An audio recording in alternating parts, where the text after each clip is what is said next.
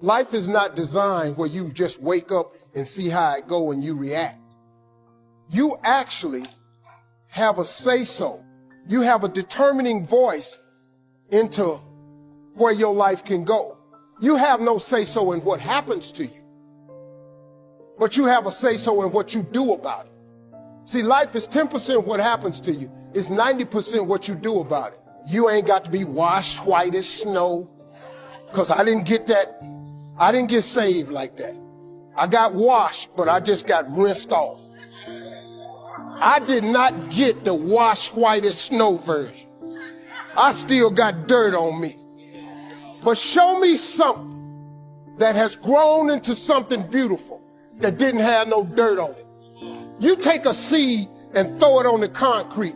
Don't put no dirt on it and watch what happens. See, you get tripped out because you got dirt on you. But you need dirt on you to develop. Because dirt ain't just dirt. Dirt is fertilizer. Dirt is nutrients. Dirt gives you the strength for your seed to push through. See, you got to have dirt on you to push through something. Everything you see that's beautiful starts out as a seed, but that seed got to get dirt on it. See, you get mad when haters come your way. You get mad because you get a setback. You get mad because you get thrown off course. You get mad because you get a detour. That's just dirt. You get mad because they talking about you. That's dirt. You get mad because you lost your mama. That's dirt. You got to have dirt on you to grow into what God got for you. Quit tripping. And the reason I'm telling it to you, because when I was homeless, I told God, I say, if you let me make it, when I get there, I'm going to tell everybody about you. So now here I am right now. I'm telling you that it was him. It was not my education. It wasn't who I knew. It wasn't no deal I struck. It was cause of prayer. Because, man,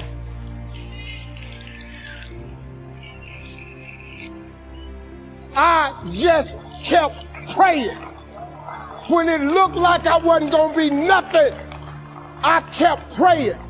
I kept asking that God that my mama had told me about, if he could just do what he said he was going to do. You said if I have not because I ask not, I'm going to tell you what, I'm going to just keep asking. And when it looked like it ain't coming, I'm going to sit here and I'm going to wait on it anyway.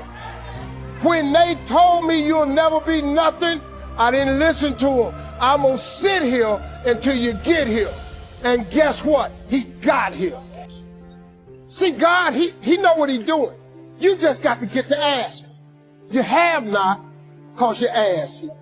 I was sitting in an airplane on a flight from Texas to California, and looking out the window at the mountains and the desert far below, I was thinking to myself how, until quite recently in the span of human history, nobody had ever seen anything like this. None of the kings and queens, none of the warriors, none of the wizards. Nobody had ever been able to fly 40,000 feet in the air and look down on the mountains. How powerful we've suddenly become. Today, all we have to do is buy an airline ticket, and we can do something that no one back then ever dreamed would be possible. For a moment or two, all this gave me a real feeling of power. It felt really good looking down on everything. But then I thought, wait a minute, can I stop the plane or turn it around? Can I take a walk outside and then come back to my seat? I can't even take a walk around the plane unless the little light tells me it's okay. I can't even feed myself in here. In all my adult life, I've never been less powerful than I am at this very moment. I'm completely helpless. It's that way with wisdom, too. When you think you really know something, stop for a second and see if the opposite isn't really true also. Do you think you're rich? Compared to whom? Maybe you're really poor. Do you think you're poor? Compared to whom? Maybe you're really rich. Of all the parts of our life we want to work well, perhaps the most important is lifestyle. Mr. Schultz gave me one of his strongest concepts when he said, Don't just learn how to earn, learn how to live. And that's what lifestyle is all about. Learning how to live. Here's one of the great challenges of life. Being happy with what you have while in pursuit of what you want. Now consider this. Some people have plenty of beautiful things filling their days, but they get little happiness from them. Some people have money, but they have trouble finding joy in their lives. Picture a crowded subway car in New York City. Quite an experience, but not something I would recommend to the faint of heart.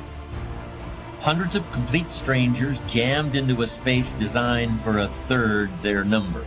All of them packed tighter than sardines in a little tiny can. Now suppose you're in that situation, and you've been on your feet all day, and you'd really like to sit down. But there are no seats left in the subway car, and you're standing there hanging from that metal bar that hangs from the ceiling. Do you suppose you could come up with something that would convince somebody to give you their seat? That's a pretty good test of wisdom, in my opinion. You'd have to be pretty wise to come up with something like that in a crowded New York subway car. Frankly, I don't think King Solomon could have done it. I don't think Socrates could have done it. I don't even believe that Einstein could have done it. But then it happens. Somebody convinces not just one person, but several people to offer their seat. People are actually competing to give up their precious seats in that crowded New York subway car. Who is this somebody? A pregnant woman. A very pregnant woman, in fact. People are scrambling to give her their seats. But you see, it wasn't really the woman who convinced them to do it. It was the baby inside. It was a tiny creature who couldn't even talk or even imagine the very idea of talking, who convinced these tough New Yorkers to stand up. Einstein couldn't have done that. Excuse me, my name is Albert Einstein. Perhaps you've heard of me. Do you think I could have your seat here in the subway? Never heard of you, Einstein, but get lost anyway. But I'm very wise. Yeah, well, you're wising off to the wrong guy. So am I saying an unborn baby is wiser than Albert Einstein? Maybe you should decide. But that baby certainly solved the problem. Here's a phrase that I'm pretty sure contains some important wisdom. If you've reached a point in life where you feel you've got all the answers, you better start asking some different questions. The fool is always reaching his intellectual destination. The wise man is always wondering how much further there is to go. The fool's viewpoint is always narrowing. He talks more and more, but he listens less and less all the time. He starts saying the same things, and that's because he's always thinking the same thoughts. If he's a powerful fool, people are eager to help him along in this, particularly if they're dependent upon him for their living. But they're laughing at him behind his back, and they're watching and waiting too for the moment when he finally becomes a vulnerable. Life in style is also life in balance. Make sure you pay attention to all the values and dimensions of your life. One is family. If you have someone you care about, there is no value to match that. One person caring for another is life in the best of style and value. Protect it with a vengeance. If a chair gets in the way, I suggest you destroy the chair. It was wisely said so long ago, but is still true for today. There are many treasures, but the greatest of these is love. Better to live in a tent on the beach and have a love affair than to live in a mansion by yourself. Ask me. I know. Family must be cultivated like an enterprise, like a garden. Time and effort and imagination, creativity and genius must be summoned constantly to keep it flourishing and growing. Next is friendship. A priceless value, friendship. Friends are those incredible people who know all about you and still like you. Friends are those people who are coming in when everyone else is leaving. And, as someone once suggested, be sure to make the kind of friends on your way up who will take you in on your way down. Life is a bit of both up and down, but with true friends, friends who care regardless of your circumstances, the ups are more automatic and the downs less devastating. Let me give you just a few tips on time management essentials.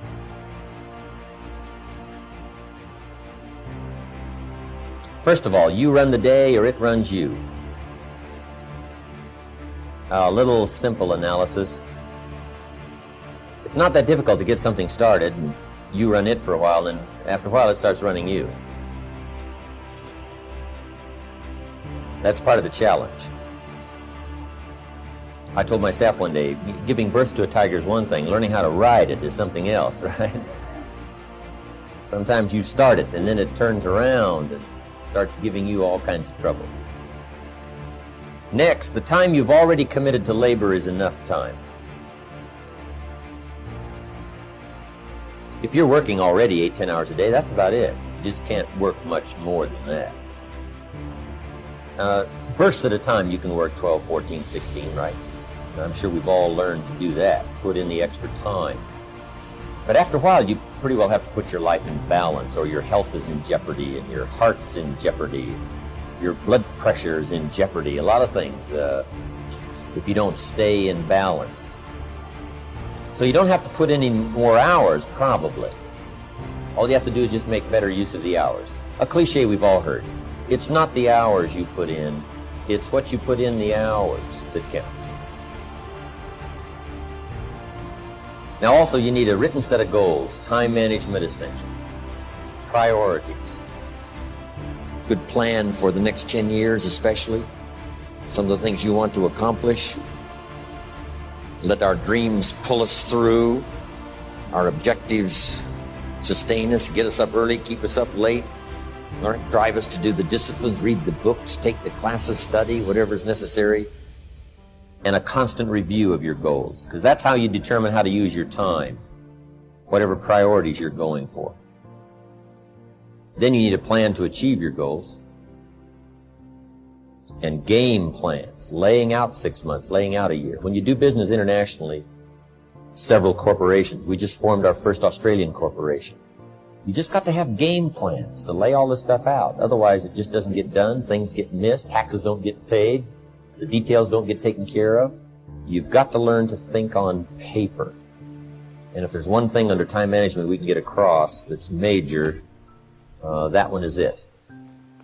There is a difference between passion and obsession. Here's how you know the difference between the two. When you're passionate, everybody cheers you on. Oh, you found your passion? Awesome. Follow your passion. Live with passion. Be passionate. Chase your passion. When you're obsessed, they're like, why you gotta be so crazy?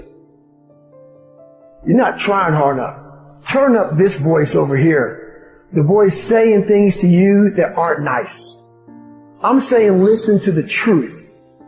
The truth is in this other part of your brain saying, look man, you're wasting a bunch of percentage here. We have 80 more percent that we're not tapping into, because in this other 80%, is it just a game? Or do you eat it? Do you sleep it? Do you drink it? Have you possessed the game? I ain't about to miss this opportunity. I'm about to get everything I got. And I will know if I don't get another gig, it won't have anything to do with the fact that I didn't put everything on the field. I'm trying to tell you, you can win. I'm trying to tell you, I don't care how big the giant is, you can win. I want you to go in confidence that you've never had before. And every giant in your life, slay him. You go back and slay him. Don't kill him, slay him.